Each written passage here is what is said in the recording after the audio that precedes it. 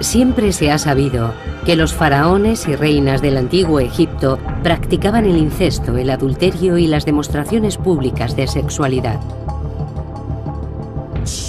Pero se están descubriendo evidencias de que la sexualidad era indispensable para toda la sociedad egipcia. Fue una tierra mágica y sensual en la que el sexo era el origen de todo, incluso del propio universo.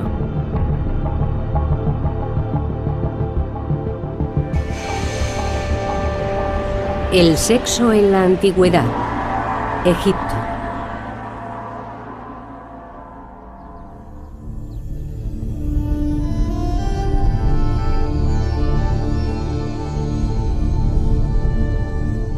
El faraón Ramsés II fue el más importante de todos los faraones, y su apetito sexual estaba a la altura de su condición.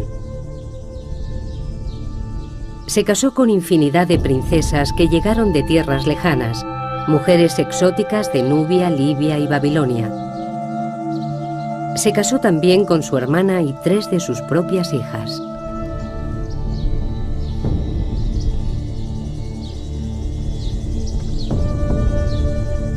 En el momento de su muerte, en 1213 a.C., a la edad de 91 años, Ramsés aseguraba haber tenido más de 20 reinas y multitud de amantes o concubinas. En los textos antiguos se recoge que fue padre de más de 100 hijos.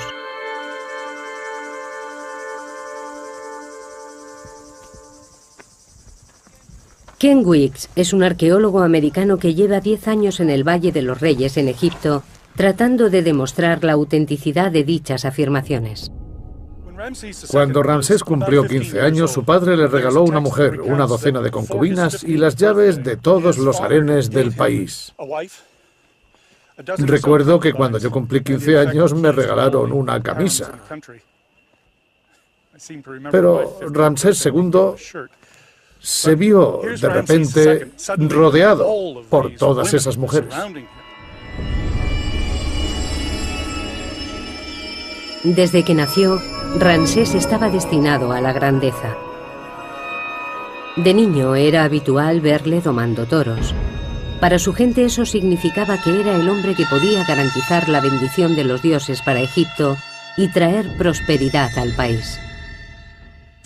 Imaginen un reloj de arena. Los dioses estarían en la parte de arriba y los mortales en la parte de abajo. El faraón sería el nexo de unión entre las dos esferas y toda la comunicación que pudiera establecerse entre esta vida y el más allá debía hacerse a través del faraón. Esto le situaba en una posición extremadamente importante. Los dioses expresaban sus deseos a través de la figura del faraón. Era el gran comunicador, el que permitía el alba y el crepúsculo, la salida de la luna, el éxito en la crecida anual del Nilo. Todos estos mensajes de los dioses dependían del faraón y de su capacidad de transmisión entre los dos niveles. Una de las tareas fundamentales del faraón era garantizar que los dioses trajeran fertilidad a la tierra y al Nilo. Durante una ceremonia anual se masturbaba en el agua. La fertilidad del faraón estaba estrechamente ligada con el éxito de la cosecha. Para el pueblo, la potencia sexual del faraón, su dios en la tierra, era igualmente importante porque creían que era el sexo lo que había dado lugar al mundo.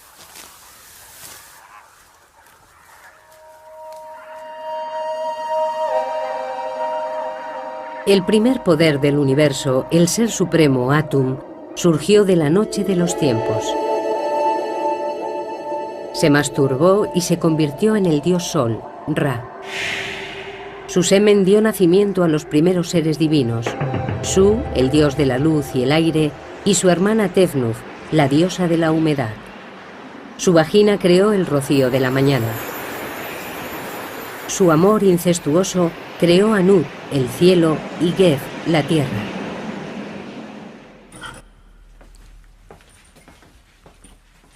El doctor Richard Parkinson del Museo Británico es un experto en mitología del antiguo Egipto. La actividad sexual era muy importante en los mitos egipcios. En muchos se puede ver una imagen del cosmos en la que la diosa del cielo, Net, está sobre su marido Geb, dios de la tierra. Normalmente él está acostado en el suelo, pero aquí se puede ver cómo se aproxima a ella. Su unión da a luz a la siguiente generación de dioses y es el inicio de toda la historia de Egipto tras el nacimiento del cosmos.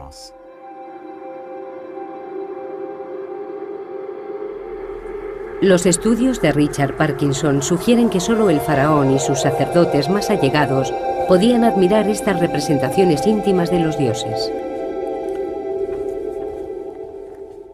En este papiro podemos observar otro ejemplo del icono religioso cuya carga sexual es bastante insólita para nuestra mentalidad moderna. Podemos ver una viñeta del cosmos en la que el cielo de la noche, representado como una diosa, está postrada sobre el dios de la tierra Geb.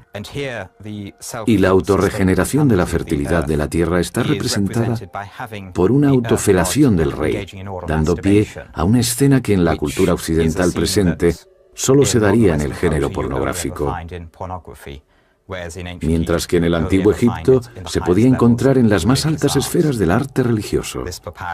Estos papiros pertenecían a una sacerdotisa, una mujer de la élite, y estaban colocados en un lugar sagrado de su tumba.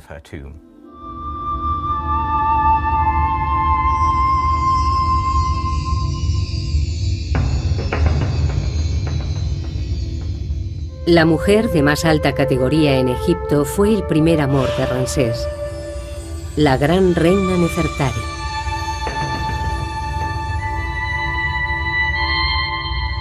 Murió en el 24º año de su reinado. Fue enterrada en un sepulcro espectacular. Los muros perfectamente conservados nos muestran cómo la pareja real concebía su relación. La tumba está consagrada a la diosa del amor carnal, Hathor, la equivalente de la diosa griega Afrodita.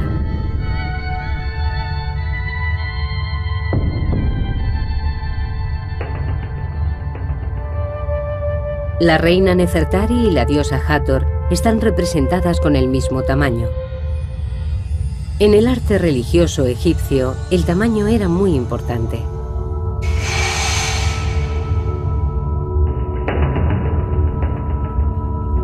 Ramsés creía que él y su reina estaban al mismo nivel de los dioses.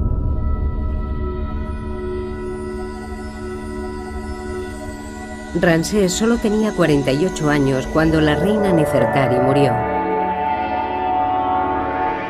A la manera de los dioses cometió incesto.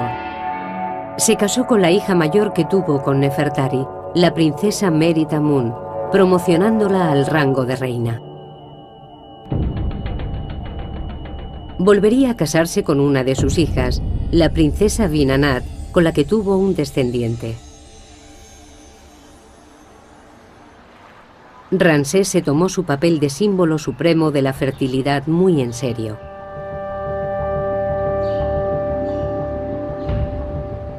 Ken Weeks ha recorrido Egipto para probar las hazañas de Ramsés. En al menos 10 templos a lo largo de Egipto grabó las paredes con escenas de procesiones formadas por sus hijos. En una están representados nada menos que 29 junto con procesiones de sus hijas en orden de nacimiento. Y en cada caso una leyenda que detallaba su nombre y sus títulos. Ningún faraón dio tanta importancia a sus hijos como lo hizo Ramsés. Son objeto de frecuentes referencias en textos históricos que redactó acerca de las actividades de su reinado. Comprobarlo ha sido una tarea complicada. La tumba de Ramsés en el Valle de los Reyes fue destruida por una inundación. Sin embargo, su cuerpo, con más de 3.500 años, permanece en el Museo de Antigüedades de El Cairo. Cada día, cientos de personas visitan la momia del hombre que vivió como un dios, rodeado por sus hijos, sus mujeres, sus amantes y sus esclavas.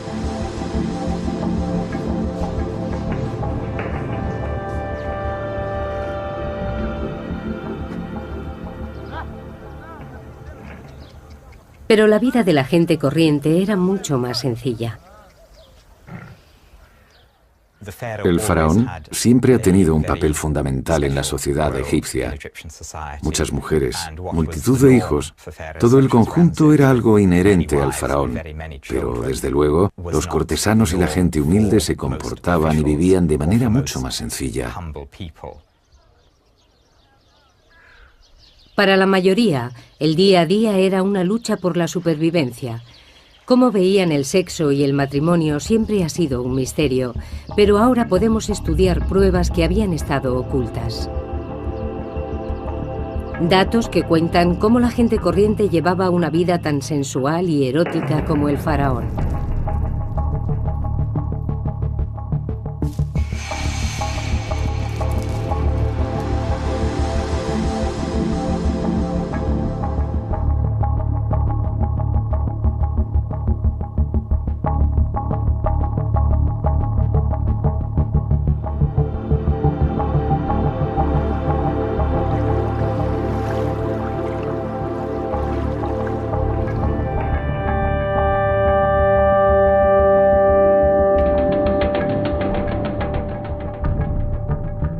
Los reyes y reinas del antiguo Egipto vivían como dioses en un mundo en el que para ellos la potencia sexual era un deber religioso.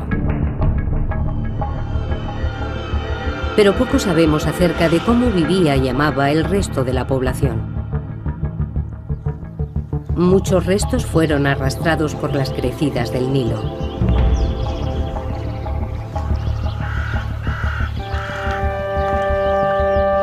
Durante 7000 años, toda la vida en Egipto se limitó a las orillas del río Nilo, en esta franja de frondosa vegetación. Más allá se encuentra el infinito desierto africano.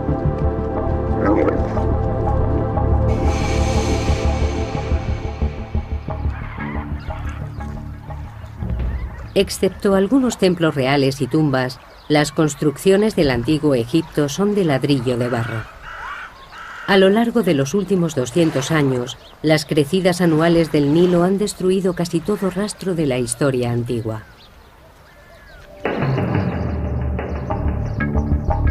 Por ello, el pequeño pueblo de Deir el Medina es un tesoro incomparable. Descansa sobre las dunas del desierto frente a la antigua capital, Tebas. Fue la residencia de los obreros que construyeron las tumbas reales cercanas. La profesora Lynn Meskel de la Universidad de Columbia lleva 10 años estudiando la vida en Deir el Medina. Sus resultados acaban de ser publicados.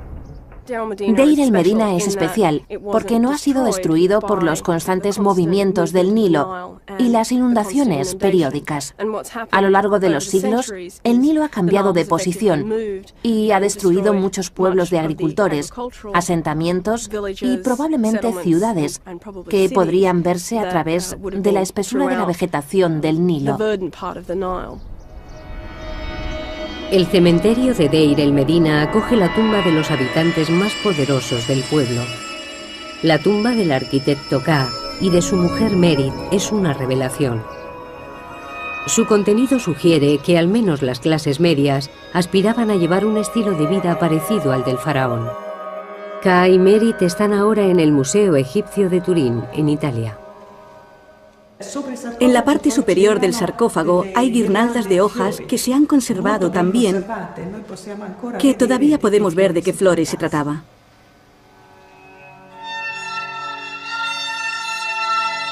El aire seco del desierto ha conservado cada detalle de la tumba de 3500 años de antigüedad de Ka y Merit. Es evidente que la clase media de Deir el Medina dedicaba gran parte de sus ingresos a su aspecto. Las camisas de lino finamente tejidas de Ka con su nombre, las 50 prendas de ropa interior o su caja de maquillaje son prueba de ello, así como la peluca de Merit y su colección de máscara de pestañas y pintalabios. Los rayos X nos permiten observar sus posesiones más íntimas. Este cinturón probablemente esté hecho de tiras de oro con incrustaciones, que lo más seguro es que sean de oro también. Este tipo de ornamento era típico de las mujeres, ya que representa el sexo femenino. También encontramos pendientes, anillos y otros objetos menores. Y en el pecho de K vemos este escarabajo. Es el famoso escarabajo corazón que probablemente lleve una inscripción. Asimismo hemos hallado pendientes, anillos y todo tipo de ornamentos.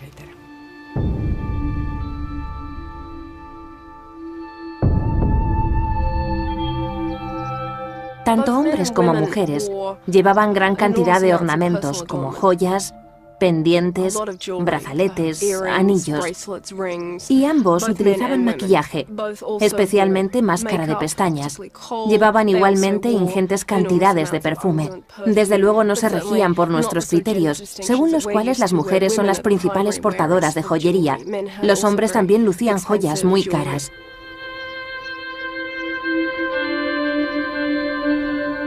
Este deseo de llevar una vida sensual se hace patente en la tumba de un capataz llamado Ipei. En las paredes hay representaciones de un lujoso banquete. Conceptos como sexualidad y belleza, todo ello nos permite formarnos una imagen muy sensual, con flores y perfumes, que nos dan una idea de cómo sería este banquete. Habría música, vino, probablemente infusiones de vino y flores de loto, todo tipo de sustancias estupefacientes, y con todo resultaría una experiencia muy sensitiva.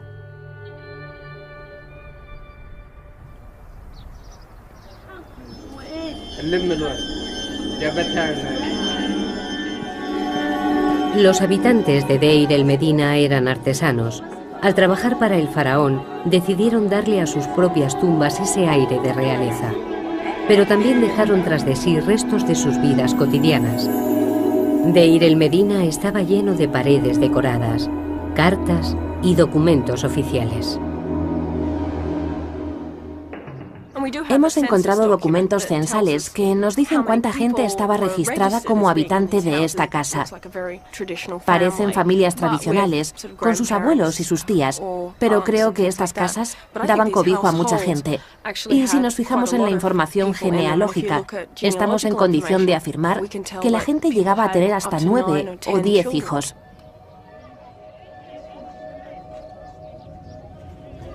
Se parece mucho a la vida de los actuales habitantes de Egipto. Los animales y los seres humanos comparten espacios comunes. El tejado es el centro vital. La gente pasaba mucho tiempo en el tejado. Dormían allí, ya que es un lugar muy fresco, sobre todo durante el verano, y se desarrollaban otras actividades, como la cría de animales. Eso es algo que se da todavía en nuestros días. También tendían la ropa. Utilizaban cualquier espacio libre disponible.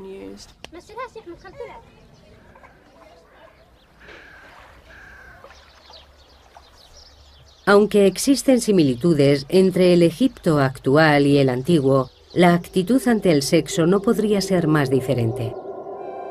Cuando el francés Bernard Bruyère realizó las primeras excavaciones en Deir el Medina en 1900, encontró en todas las casas demostraciones públicas de imaginería erótica.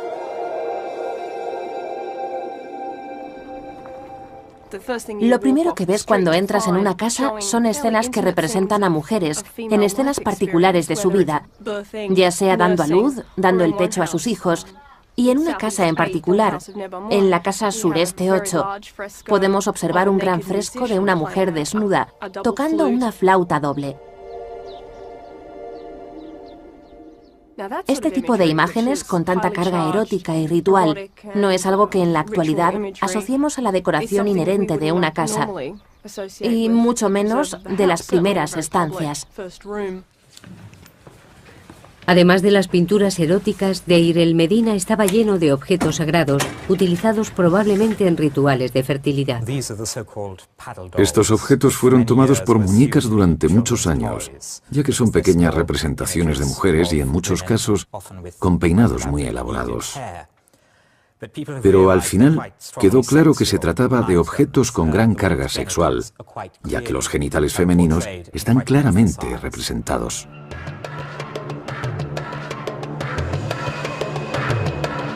Un escriba de Deir el-Medina elaboró un documento muy explícito como divertimento o por encargo. El papiro erótico de Deir el-Medina empieza con escenas normales de animales hasta que repentinamente cambia de tono. Algunos expertos han sugerido que estamos ante un tratado sexual o una alegoría religiosa. Otros apuestan por que se trate de un papiro satírico. Asumen que el hombre, al ser calvo, es un sacerdote, y la mujer, al comportarse de esta manera, deja claro que es una prostituta, por lo que se trataría de una sátira social. Pero creo que estas explicaciones son un tanto rígidas y académicas. Todo el papiro se desarrolla claramente en un contexto humorístico, como una parodia. El hombre hace gala de la tremenda flexibilidad de su pene, lo que es común en el género humorístico.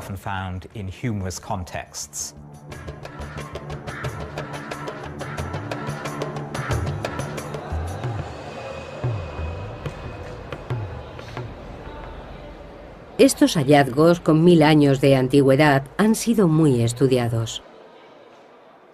Cuando se descubrieron, nadie pensó en exponer tal imaginería sexual públicamente.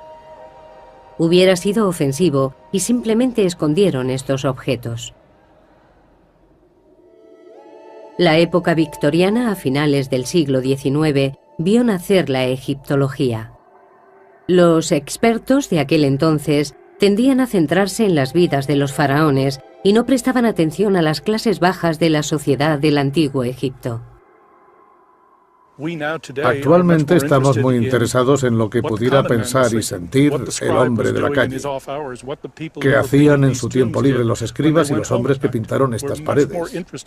Estamos mucho más centrados en conseguir una visión de conjunto de la cultura egipcia, mucho más que en la encorsetada definición victoriana de la historia, según la cual esta no sería más que un recuento de batallas y una sucesión de reyes.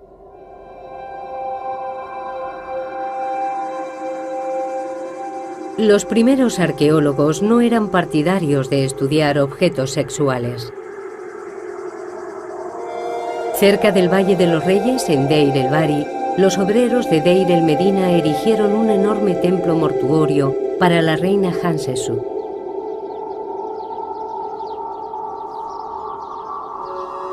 En un santuario dedicado a la diosa Hathor, los excavadores encontraron una amplia colección de penes de madera que podrían haber sido utilizados en ritos de fertilidad.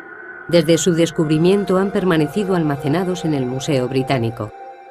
Estos son algunos de los penes de madera encontrados en las excavaciones del templo de Hathor de Rabawi a principios del siglo XX.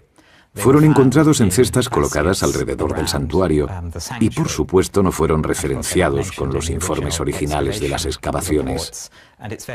Todavía no está claro en qué contexto se utilizaban o cuál era su función.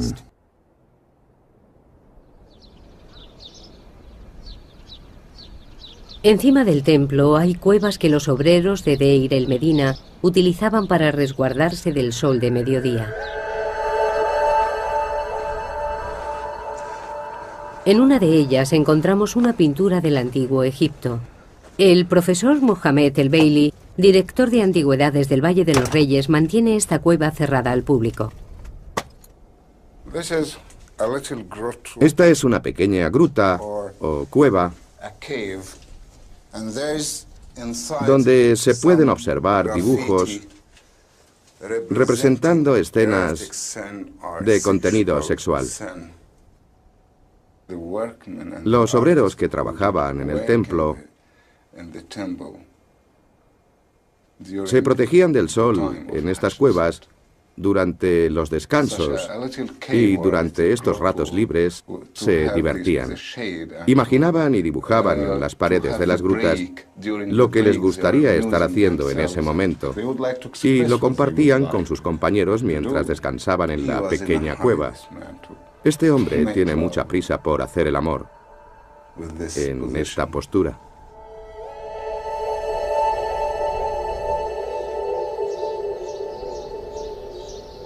La imaginería explícita estaba presente en la vida egipcia desde los templos reales hasta las cuevas de los obreros. Pero hasta ahora nadie ha averiguado el motivo.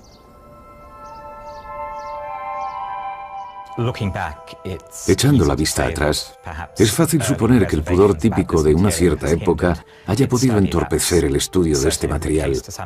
Pero no hay que olvidar que cada época tiene sus tabús y temas de los que la sociedad prefiere no hablar.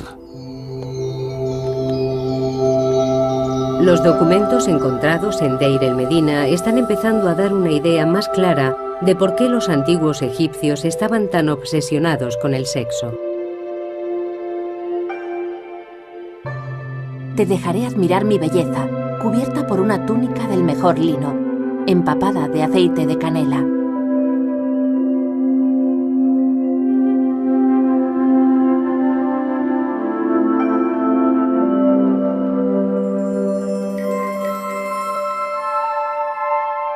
Noche, eres mía para siempre, ahora que mi maestra ha venido a mí. La beso y sus labios me responden. Estoy muy excitado incluso sin haber bebido cerveza.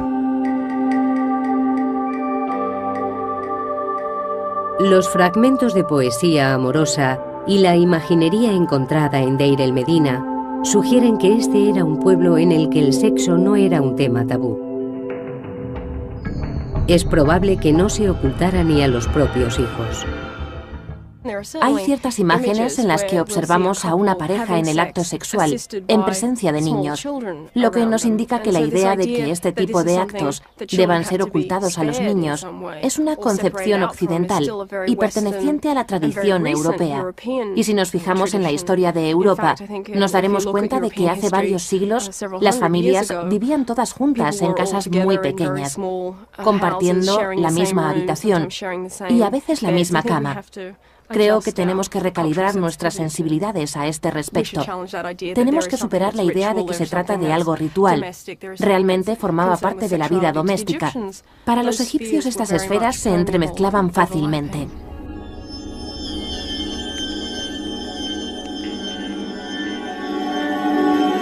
Cuanto más se examinan los hallazgos de Deir el-Medina, más evidente se hace que Egipto era un lugar en el que la depravación sexual no estaba criminalizada.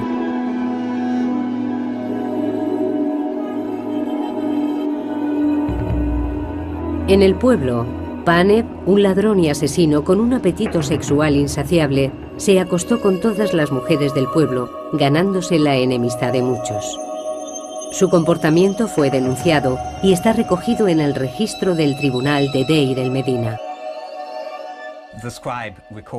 El escriba recoge testimonios que aseguran que Paneb se acostó con varias mujeres casadas, incluidas una mujer llamada Hel y su hija Wegbet, que luego le entregó a su hijo, Arpekti, que se acostó a su vez con ella. Creo que el escriba se lo pasa muy bien y disfruta mucho recogiendo estos testimonios en contra de Paneb. Cuando escribe las palabras realizar el acto sexual con Neg, al principio del documento, está escrito con muchas florituras que dan la sensación de que realmente disfrutaba difamando el nombre de Paneb.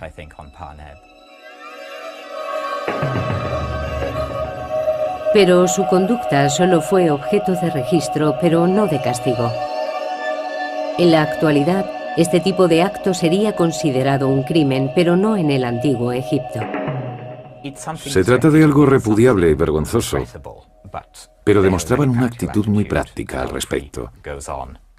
El adulterio era algo común, y por ello no merece el castigo de la muerte.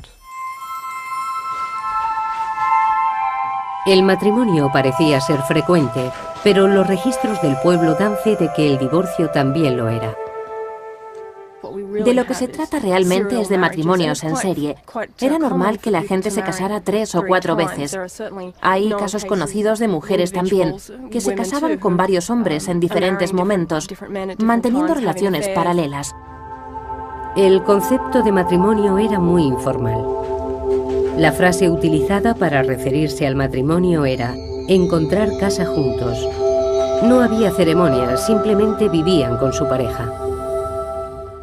No había códigos civiles. El matrimonio no estaba regulado. Lynn Meskel ha descubierto algunas modalidades de convivencia en Deir el-Medina que hoy resultarían sorprendentes.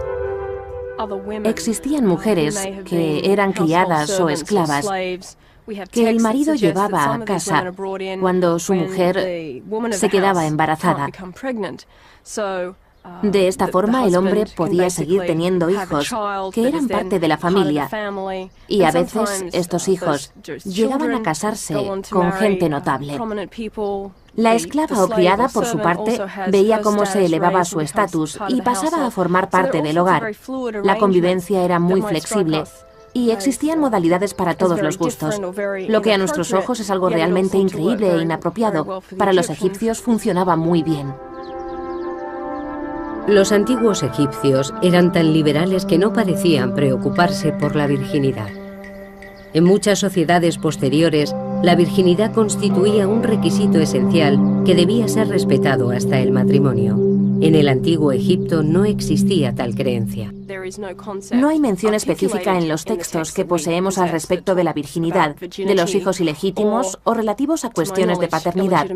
Se hace tanto hincapié en la fertilidad y la capacidad de tener hijos, que no había razón por la cual llegara a establecerse una discriminación de ningún tipo respecto al sexo, como más tarde se implantaría en las sociedades medievales. Hasta dónde llegaba este énfasis de la fertilidad es algo que todavía no está muy claro. Algunos expertos han sugerido que existía una actitud en la que se aceptaba cierto nivel de promiscuidad.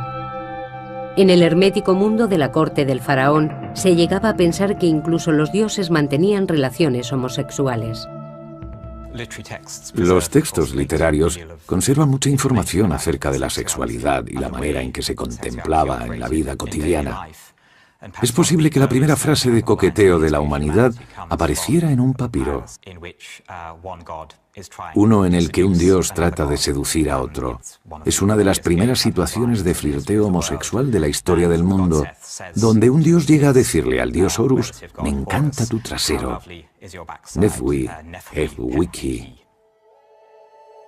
Al igual que con el adulterio, hay gran cantidad de referencias a la homosexualidad en los textos literarios del antiguo Egipto, pero no hay constancia de personajes históricos que fueran homosexuales. Sin embargo, existe una tumba en Saqqara de dos hombres llamados Neakhum y Numhotep, que eran los peluqueros de uno de los reyes del antiguo reino de Egipto, y siempre se ha pensado que mantenían una relación. Homosexualidad, adulterio y divorcio, considerados como desviaciones por las religiones posteriores. Pero en Egipto los valores sexuales parecían más relajados. Una de las claves reside en las características geoclimáticas del país. La vida en Egipto era precaria, las sequías eran frecuentes. La mortalidad infantil era muy alta. La fertilidad de la tierra y de sus habitantes era una preocupación constante. Los egipcios no podían ser restrictivos ni siquiera en materias sexuales. Todas las representaciones de la actividad sexual son positivas. Son consideradas fuente de creación, fertilidad y, en muchos casos, de protección. Nunca se contemplaba desde un punto de vista negativo.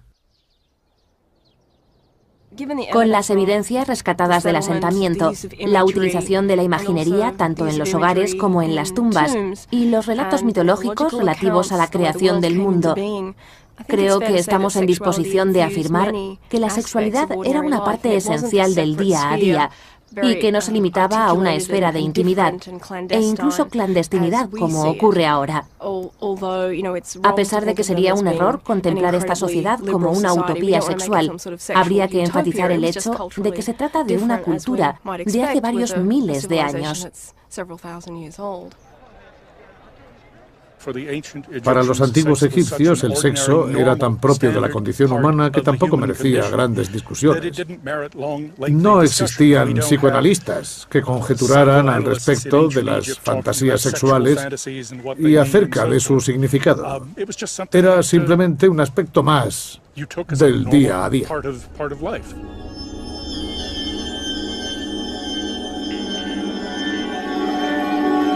Los antiguos egipcios estaban lejos de sentirse acomplejados o culpables respecto al sexo. Por el contrario, el temor que existía era el de la infertilidad. El faraón podía contar con el apoyo de los dioses, pero la gente corriente no tenía acceso a los templos reales. Tenían que conformarse con recurrir a dioses menores y a la magia.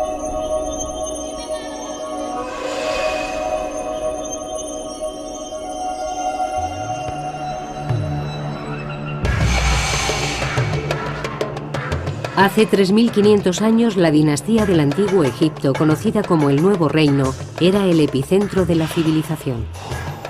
A pesar de que ciudadanos corrientes como el arquitecto Ka y su mujer Merit mantuvieran una actitud relajada respecto a las relaciones sexuales, existían ciertos temores como ser estéril o que hubiera complicaciones durante el parto.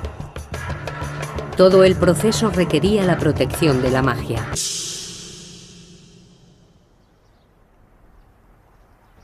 En el centro de cada casa de Deir el-Medina hay una plataforma elevada.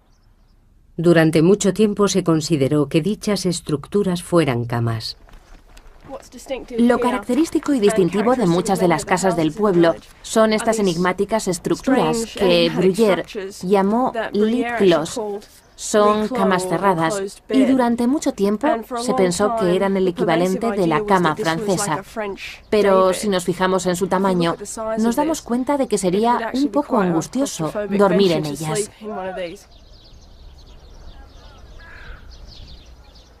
Lynn Meskel cree que son altares en honor a dioses menores de la fertilidad.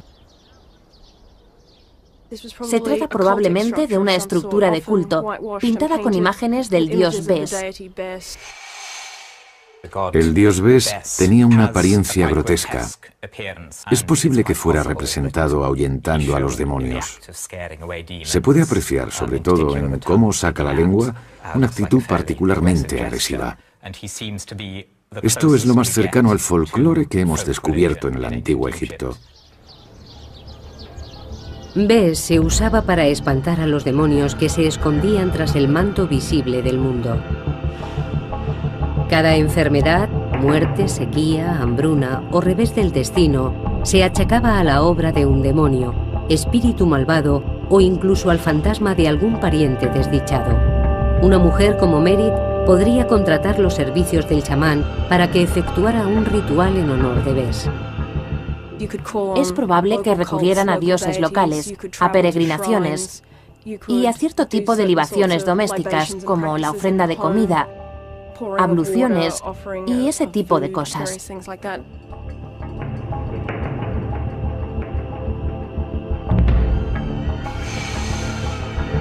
Por encima de todo, las mujeres recurrían a la magia para el parto. El parto era uno de los momentos más peligrosos en la vida de una mujer. Nos consta que la tasa de mortalidad infantil era muy alta, con lo que existía una demanda muy alta de rituales y amuletos de protección de todo tipo.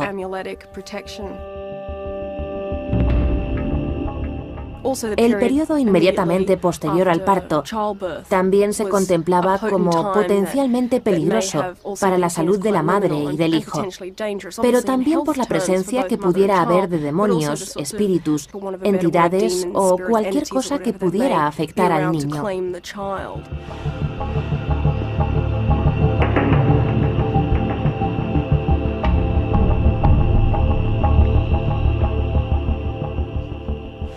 Muchos artilugios sagrados de la cultura egipcia han llegado en muy buen estado hasta nuestros días, tales como estas varas de marfil, utilizadas por los magos y sanadores durante los rituales de protección de los niños y mujeres, lo que se hacía antes, durante y después del parto. Existían muchos demonios que los magos invocaban para obtener protección, El reverso porta una inscripción que describía el proceso del ritual de protección para el recién nacido. Los hombres del antiguo Egipto también se sometían a procesos mágicos para asegurar su fertilidad. Su principal objetivo era tener un descendiente varón. Un hechizo que un hombre podía conjurar para que una mujer se acostara con él se obtenía mezclando esencia de aceite de rosa y una cabeza de pescado seco del Nilo.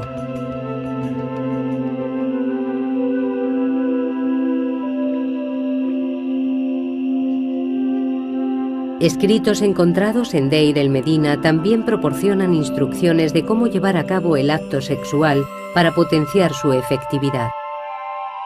Hombres como Ka escribían fórmulas mágicas en su piel para invocar la bendición de los dioses. Lamer las fórmulas las hacía más poderosas.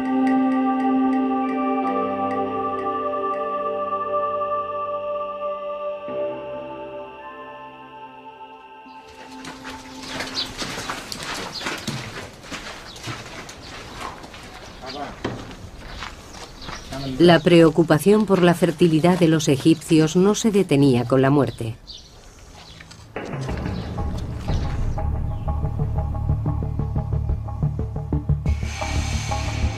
Algunos rituales mortuorios eran idénticos a los practicados durante las ceremonias del parto y la celebración anual donde se renovaba la vitalidad del emperador. Las jóvenes núbiles ejecutaban las mismas danzas eróticas en los funerales para ayudar a los muertos a renacer en el más allá. La vida antes y después de la muerte corresponde a un proceso natural, y la actividad sexual era algo que los egipcios esperaban que continuara en el otro mundo. Existen muchas referencias en textos funerarios de gente disfrutando del sexo en el más allá. Los muertos renacidos eran representados a menudo en la flor de su potencia sexual. En las tumbas se colocaban amuletos de fertilidad como estas figuras de mujeres desnudas. Esta preocupación por la fertilidad estaba presente en todos los ámbitos de la civilización egipcia. Las clases más bajas recurrían a su propia magia, pero tomando como ejemplo al faraón. Y el gran faraón Ramsés II nunca los decepcionó. Muchas pinturas nos cuentan que fue padre de más de 100 niños. Sabemos poco sobre la familia de los faraones. En muchos casos no conocemos ni el nombre de sus mujeres. Nos encontramos con muchos problemas a la hora de establecer relaciones genealógicas. No sabemos dónde están enterrados los hijos e hijas de los reyes. Ramsés II es una excepción. Se esforzó mucho porque sus hijos tuvieran un puesto de honor en las crónicas, al menos los hijos de sus mujeres más notorias. Los niños eran jóvenes que podrían haber optado a suceder a su padre, y en su caso al menos tuvieron funerales de Estado, aquí, en el Valle de los Reyes. Pero nadie ha encontrado las tumbas de ninguno de los hijos. ¿Decía Ramsés la verdad? En 1983, Ken Weeks decidió hacer excavaciones en una pequeña tumba que se conocía simplemente como KV5. Quería comprobar su contenido antes de que convirtieran la zona en un aparcamiento. Cuando Howard Carter limpió la tumba de Tutankamón, se fijó en esta tumba, pero la consideró sin importancia.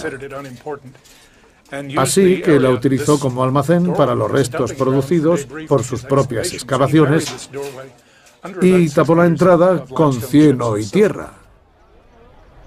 El grupo de Weeks tardó más de 6 años en desenterrar la primera cámara. Al final había una puerta. Atravesamos el umbral y entramos en un corredor. Vimos que se trataba de la mayor tumba de todo el Valle de los Reyes. Al descifrar los jeroglíficos de la entrada, supieron que no solo se trataba de la tumba más grande. Lo primero que vimos al pasar el umbral fueron una serie de escenas grabadas en la pared. Aquí tenemos un par de manos sujetando incienso. Son las manos de Ramsés II. Detrás de él aparece la cabeza de un joven. Las columnas que hay encima de los jeroglíficos nos indican que se trata del hijo mayor del rey, Amun-Her-Kepesef. Están escritos sus nombres y sus títulos. De repente nos dimos cuenta de que habíamos descubierto la tumba de un hijo de Ramsés, uno de los faraones más importantes del reino de Egipto.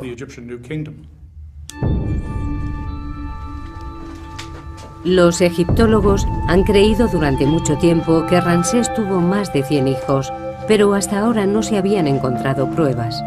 Ken Weeks acaba de publicar sus informes preliminares sobre KV5. Cree que puede haber encontrado un complejo de tumbas único, encargado por Ramsés para dar sepultura a sus hijos, a muchos de los cuales sobrevivió.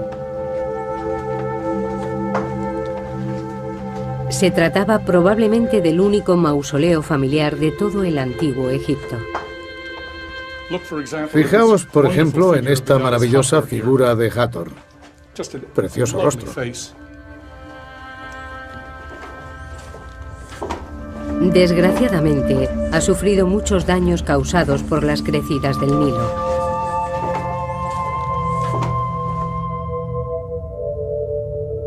En cualquier caso, es evidente que albergan más de 150 tumbas.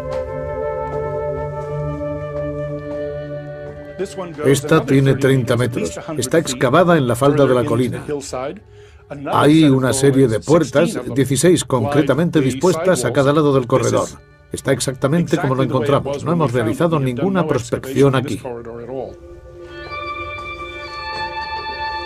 El equipo solo ha excavado una parte, pero ya han encontrado las tumbas de 6 de los hijos de Ramsés II y los restos de 4 más. Hemos encontrado restos momificados de 4 hijos de Ramsés. Este es un cráneo. Está en malas condiciones y todavía no lo hemos limpiado. Me da miedo tocarlo. Aquí tenemos otro cráneo con mandíbula inferior. Estoy prácticamente seguro de que se trata de un hijo de Ramsés II. También tenemos un esqueleto completo en la segunda cámara de la tumba. Lo hemos cubierto otra vez para evitar cualquier tipo de contaminación. Esperamos ser capaces de practicarle algunos análisis. Si no pueden ser pruebas de ADN, al menos rayos X y análisis estadísticos de materiales. Los compararemos con los restos momificados de Seti I, Ramsés II y Nerneptah, con los que es posible que haya tenido alguna relación.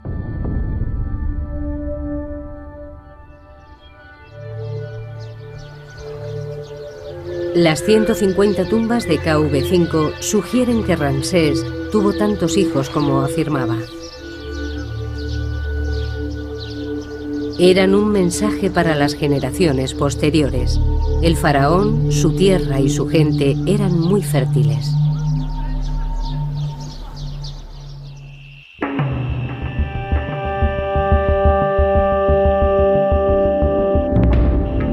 En el antiguo Egipto, el acto sexual formaba parte del día a día, de la religión, de las supersticiones, la vida doméstica e incluso los espacios públicos. Pero pronto llegarían tiempos en los que el acto sexual pasaría a ser considerado oculto, privado, cargado de culpa y vergonzoso.